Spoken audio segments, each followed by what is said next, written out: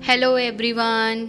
आज हम बात करेंगे नारी जगत के लिए अब तक का सबसे सटीक उदाहरण की।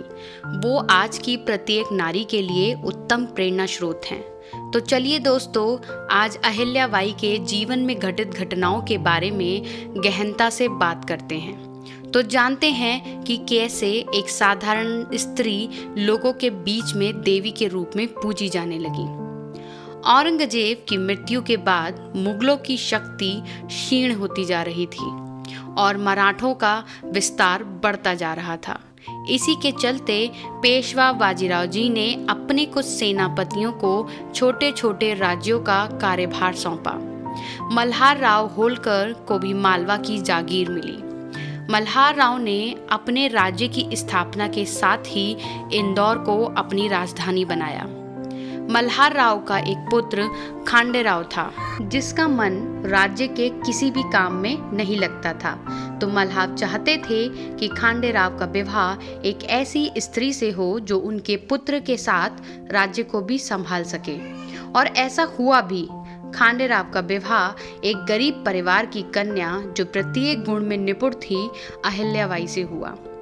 कुछ ही समय में अहिल्या ने सबका मन जीत लिया और जल्द ही सास की देखरेख में उन्होंने पूरे घर की जिम्मेदारी उठा ली और ससुर की सलाह से राज्य के राजकाज में भी अपना योगदान देने लगी। इसी बीच वह एक पुत्र और एक पुत्री की माता भी बनी। सब कुछ बहुत अच्छा चल रहा था, परंतु जल्द ही अहिल्याबाई होलकर को दुखों ने घेर लिया और उनके पति खांडेराव होलकर का एक युद्ध में निधन हो गया। इसी के साथ अहिल्याबाई पूर्ण रूप से टूट चुकी थी और उन्होंने सती होने का निर्णय लिया। परंतु ससुर मल्हार राव ने अहिल्या को समझाते हुए कहा कि अहिल्या, तुम ही मेरे लिए बेटे के समान हो। तुम ही नहीं रहोगी तो इस राज्य और हमारा क्या होगा।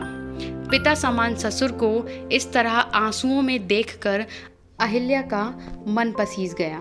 परंतु कुछ समय बाद ही मल्हार राव भी चल बसे और अहिल्या पूर्ण रूप से अकेली हो गई और संपूर्ण राज्य की जिम्मेदारी उन पर आ गई।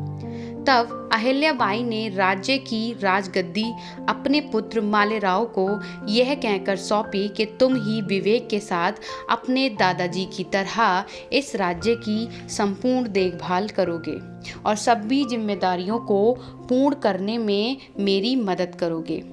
परंतु नियति को कुछ और ही मंजूर था, क्योंकि अपने राजतिलक के कुछ दिन के बाद ही मालेराव गंभीर रूप से बीमार हो गए और फिर कभी नहीं उठे। प्रजा की जरूरतों को देखते हुए अहिल्याबाई होलकर ने एक बार फिर सभी जिम्मेदारियों को अपने हाथ में लेते हुए राज्य के सभी कामकाजों पर बारीकी से नजर रखना शुरू कर दिया। चूंकि होलकर परिवार के पास राजगद्दी पर बैठने के लिए कोई पुरुष नहीं था, इसीलिए आसपास के राज्यों के राजाओं ने मालवा पर अपना अधिकार करना प्रारंभ कर दिया और बार बार अहिल्याबाई होलकर को युद्ध की चुनौती देना भी शुरू कर दिया, जिसको देखते हुए अहिल्याबाई ने खुद राजगद्दी पर बैठने की घोषणा की और यह खबर पेशवा बाजीराव तक पहुंचा दी गई, जिससे पेशवा बाजीराव भी बहुत खुश हुए और उन्होंने अहिल्या का हर कदम पर साथ देने का आश्वासन भी दिया। इसके बाद अहिल्याबाई ने सेना को मजबूत करने के लिए अस्त्र शस्त्रों को एकत्रित करने में तेजी ला दी तथा एक महिला सेना की टुकड़ी भी तैयार की और उनको संपूर्ण युद्ध कौशलों का प्रशिक्षण भी दिया। अब अहिल्याबाई पूर्ण रूप से तैयार थी। अब उन्होंने उन सभी राजाओं को पत्र भेजकर चुनौती दी कि मुझे एक अबला समझने की तुमने भूल की है, इसीलिए मैं तुम्हें युद्ध भूमि पर बताऊंगी कि एक अबला क्या कर सकती है। मेरी महिला सेना ही इस युद्ध में भाग लेगी, इसीलिए युद्ध के लिए तैयार हो जाओ। यह संदेश पढ़ते ही रघुनाथ राव और बाकी राजा बहुत परेशान हो गए और उनके मुख से यही निकला कि क्या ये सच में एक अबला के स्वर हैं। रघुनाथ राव और अन्य राजाओं ने अहिल्याबाई की इस दहाड़ से खुद को युद्ध भूमि से पीछे हटा लिया। एक बार फिर मालवा से दुख के बादल हट चुके थे अहिल्याबाई की जय जयकार चारों दिशाओं में होने लगी थी।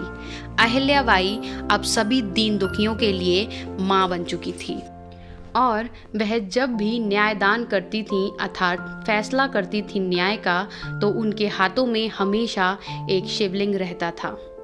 उनका मानना था कि प्रत्येक न्याय वह शिवलिंग पर हाथ रखकर इसलिए लेती हैं जिससे उनके द्वारा भूल कर भी कोई गलत फैसला ना हो और उनके प्रत्येक फैसले में स्वयं शिव उनका पथ प्रदर्शन करें। इसी के साथ माँ अहिल्याबाई होलकर ने संपूर्ण भारत में अनेक शिव मंदिरों की स्थापना की, जगह जगह तीर्थ स्थल बनवाए और सभी को यह यकीन दिलाया कि चारों दिशाओं में भगवान शिव अहिल्याबाई होलकर की आंखें बनकर प्रत्येक पर नजर रखे हुए हैं, प्रत्येक के बुरे और अच्छे कर्मों को गिन रहे हैं, जिसके अनुरूप अहिल्याबाई होलकर की तरह ही भगवान शिव सबको उनके कर्मों के हिसाब से न्याय देंगे। इसी के साथ आज हम अपनी इस गाथा पर विराम लगाते हैं। मिलेंगे अगली वीडियो में। अगर आपके पास कोई ऐसा टॉपिक है जिसके बारे में आप जानना चाहते हैं, आप मुझे कमेंट बॉक्स में लिखकर बता सकते हैं।